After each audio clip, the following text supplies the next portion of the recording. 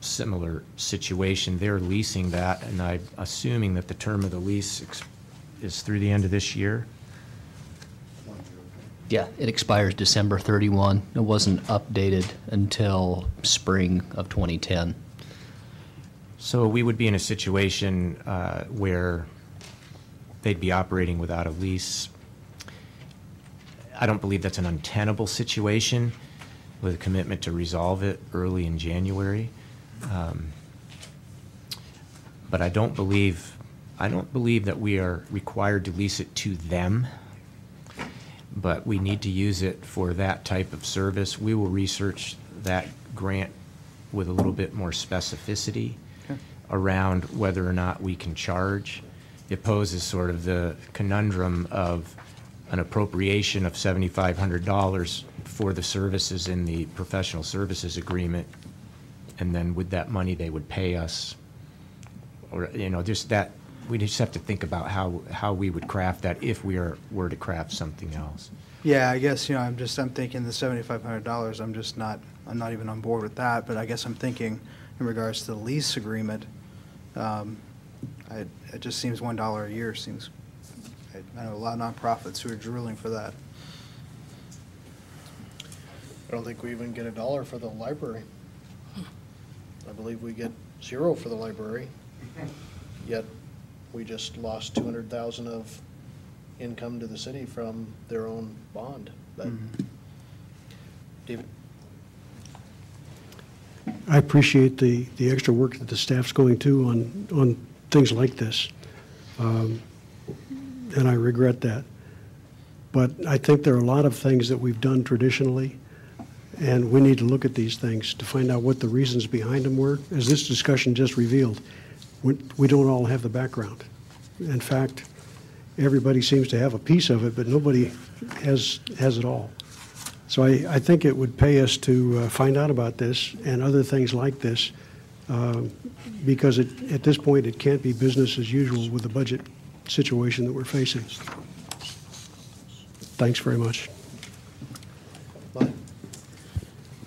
It's my understanding that this has been in the budget, and as a matter of fact, I believe it was a line in your opening comments that the amount to this has already been reduced by, what, 20% or 25%?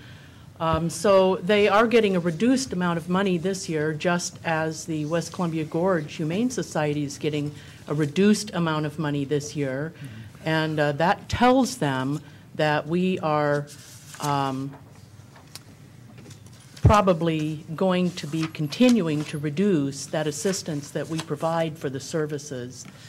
However, I think it would be unethical to completely, just drop the lease. And at this point, if I were a nonprofit and 2 weeks before the beginning of the year, my leaseholder came to me and said, we really have some issues with the whole concept of your business, and we're not going to, we may not renew your lease. That would be a horrible position to be in. And frankly, I do agree with a lot of the comments that are made tonight, but I think that we can continue to investigate and get to the truth of this while still providing them with that reduced amount of support in the 2011 year. It's already budgeted for.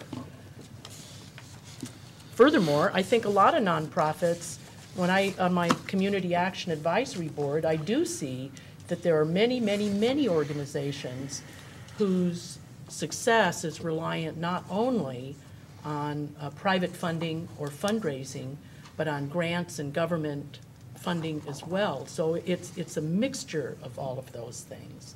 And I think that's what I see this amount of money is going. It's a token amount for the services that are provided, but it's a small percentage.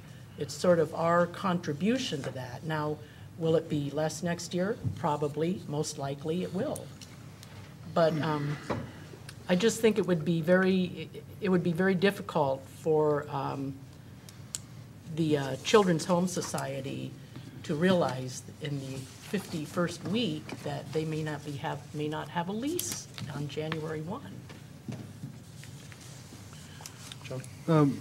Since we know very little about the Children's Home Society, would it be possible for us to also get some kind of breakdown of, how much of their funding is, government versus, private donations? That would be interesting to know too, because there's a big difference between a nonprofit which generates their revenue from private sources on the majority versus one that gets it completely just from government grants or those kind of things. Not saying one is better than the other, just saying that that would also help in the decision-making process, I think, on this issue, to have an idea of where we play, where our part is in this whole thing. Yeah, I know Bridget came and made the presentation to us a few months ago at workshop and provided the information. Yeah. We can certainly get it back in your hands again. Yeah. Other council comments? That's all I was going to say is I think Bridget has been here twice so far this year, presenting all of that kind of information. And the reason I'm saying this because my memory's a little hazy on it, but I think that if I remember, about 95% funded by federal and state and local government grant money, and the I rest don't remember was, it was that high, but I think I remember, because I remember the slice. I was looking at the slice, and I was like, wow, that's really not a lot of private money. So I would like to just have a better grasp on this, and so I would like to make a motion to table this until our next workshop.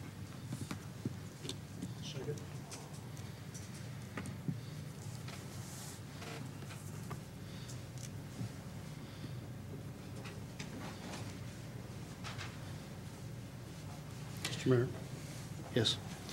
I'm going to, right up front, I want to let you know that I'm going to vote no on tabling it. I think that, like Molly pointed out, it's a little late in the game to change the playing field. If we pass this